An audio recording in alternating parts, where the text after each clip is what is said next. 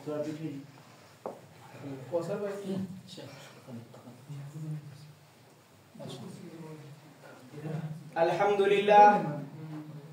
لله رب العالمين، والصلاة والسلام على شمس الهداية واليقين صلى الله عليه وسلم وعلى آله وصحبه أجمعين. أما بعد، أصحاب الفضيلة والسعادة، ضيوفنا الكرام، اليوم نقدم لكم حفلة ميمونة مباركة اختتامية مع زملائنا الكرام، تنعقد تحت المعهد الإسلامي العربي في رحاب هذه الجامعة. سيشاركنا فيها شخصيتان عظيمتان، فضيلة الشيخ الإمام عبد الرحمن السديس، وهكذا شخصية عبقرية رئيس وزراء الهند نريندرا مودي.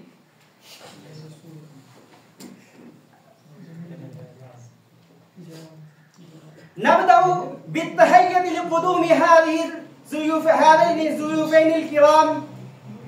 ستتم تعامل لهم أيضا. أين الطباخ؟ قل ما تقول. أين المساعدون؟ أين الخدام؟ يا أخي أبا أمامة. توابل هيا. توابل رخيصة. أرسلهم بالسرعة، لأنه أدرس اللغة العربية الأطفال الصغيرة بالفور. ما شاء الله. أين القائمة؟ خذ قائمة. توابل رخيصة. يا الله، كيف تحمل هذا؟ هذا الشيء ضروري لطبخ الطعام. يا الله. يا صديقي، نذهب بنا إلى السوق لنشتري الأشياء المطلوبة. رخيصة. توابل رخيصة. السلام عليكم. وعليكم السلام. كيف حالك؟ الحمد لله يا بني. ماذا تريد؟ يا بني؟ أريد أن أشتري بعضا من التوابل. نعم. لدينا أنواع مختلفة من التوابل. منها الثمينة ومنها العالية. 1 كيلو بصل بكم روبية؟ ب50 روبية. نصف كيلو بكم روبية؟ ب50 روبية. وربع كيلو زنجبيل بكم روبية؟ ب30 روبية. أعطني نصف كيلو من البصل، وأعطني نصف كيلو من الزنجبيل، وأعطني الكيلو طماطم. هل المزيد؟ لا يكفينا. كم السعر؟ ب80 روبية. انتظر ساعة حسنا. خذ. شكرا جزيلا. لحم. السلام عليكم. وعليكم السلام ورحمة الله وبركاته. كيف حالك يا عمي؟ الحمد لله كل حال. إن شاء الله. هل لديك نوع من اللحم؟ نعم، لدي كل نوع من اللحم. إن شاء الله. بكم روبية؟ ب5 روبية. ومن لحم البقر بكم روبية؟ ب7. ألا يمكنك أن تخفضه قليلا؟ لا يا أخي. إذا لا حاجة لي. يا أخي لحم محلا يا أخي. أعطيني نصف كيلو نعم. من لحم البقر. نعم. وأعطيني 1 كيلو من لحم الغنم. نعم. اذهب به. جزاك الله. كم السعر؟ ب5 روبية.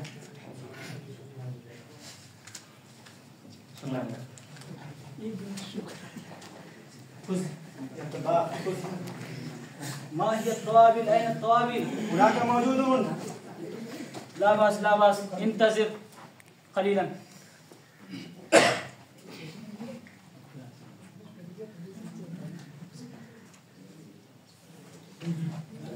मैं भी इस्तेमाल करूंगा।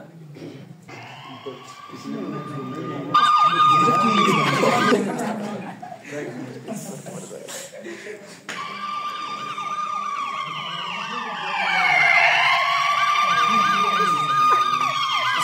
عليكم ورحمة الله وبركاته. كيف الحال الشيوخ؟ الحمد لله. أهلا وسهلا مرحبا بكم. تفضل.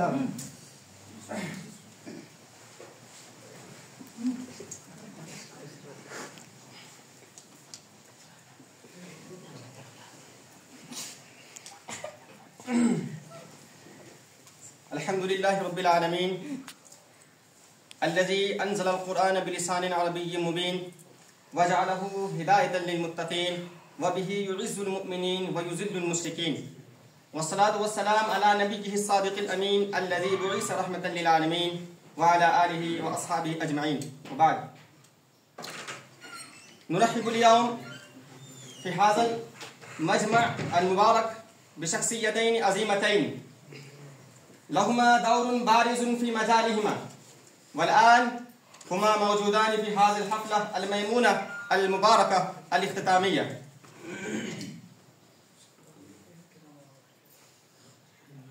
أريد أولا أن أدعو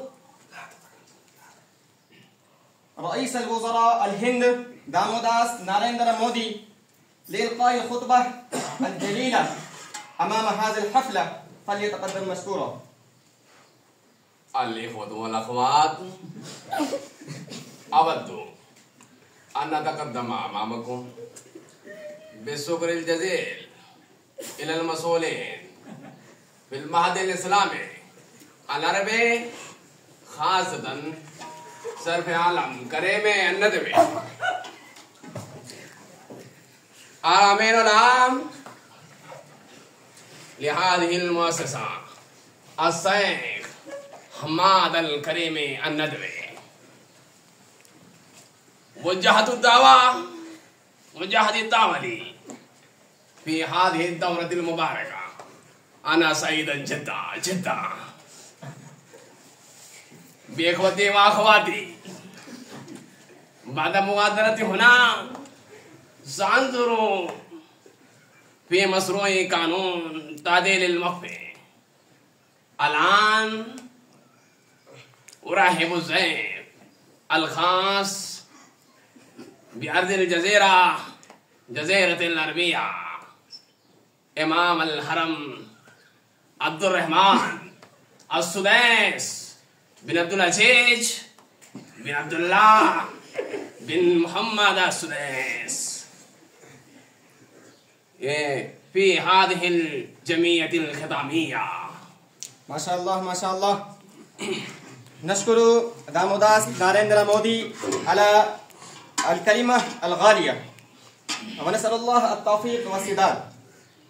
وبعد ذلك أن نتوجه إلى فضيلة الشيخ الإمام المكي المدني عبد الرحمن السديس حفظه الله تعالى ورعاه من كل شر وقاه، لإلقاء خطبة بليغة وكلمة وجيزة أمام هذه الحفلة، فليتقدم مشكورا.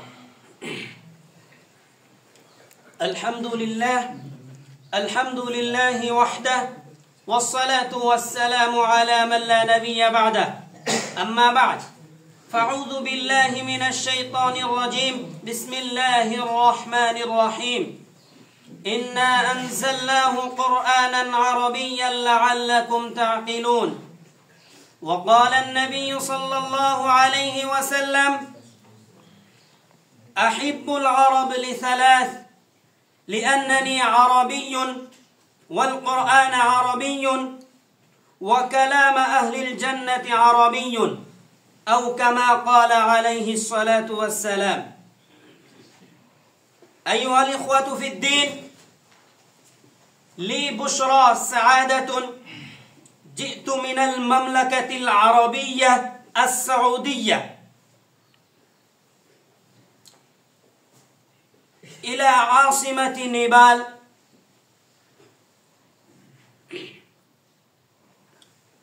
بمناسبة هذه الحفلة الميمونة الاختتامية لدورة التدريبية الشهرية التابعة للمعهد الإسلامي العربي لعموم الهند ونيبال، وجئت بعد تحمل المشقة الكثيرة فقط لأجل اللغة العربية. ولكن لو لم تنعقد هذه الحفلة العربية فما تحملت هذه المشاق والمشاكل. أيها الأحبة في الله، هذه الحقيقة التي لا تنكر أن اللغة العربية لها مكانة عظيمة وفضيلة كثيرة وميزة كاملة لا تعد ولا تحصى، تمتاز بها من بين سائر اللغات العربية التي توجد في هذا العالم، لأن العربية هي ترجمان من الله ومعجزة لرسول الله ولغة لكتاب الله. فإن الصلاة لا تكون صلاة إلا بها، والقرآن لا يكون قرآنا إلا بها. ولكن معجم من الناس في الهند قد تركوا هذه اللغة العربية. إني أشكر شكرا جزيلا الشيخ شرف عالم حفظه الله ورعاه، وابنه حماد الكريمي الندوي حفظه الله ورعاه، لأنها قد اجتهد اجتهادا بالغا وركز عناية كاملة على تنفيذ اللغة العربية لعموم الهند ونيبال. فجزاكم الله خيرا وأحسن الجزاء. أكتفي بهذه الكلمات، والسلام عليكم ورحمة الله وبركاته. ما شاء الله، بارك الله. نشكر فضيلة الشيخ إمام الحرم المكي المدني عبد الرحمن السديس على إلقاء الخطبة. وفي الختام أتشرف بتقديم كلمة الشكر والامتنان إلى سماحتكم السامية على أنكم شرفتمونا بقدومكم الميمون. وبعد ذلك لكم الشكر والتقديم والمحبة والتقدير. وبعد ذلك نرجو أن يكون هذا اللقاء مثمرا ومفيدا للجميع. والسلام عليكم ورحمة الله وبركاته. تفضل يا أكل الطعام. الطعام جاهز. لغة العربية، لغة الجنة، لغة العربية، لغة الجنة، لغة العربية، لغة الجنة.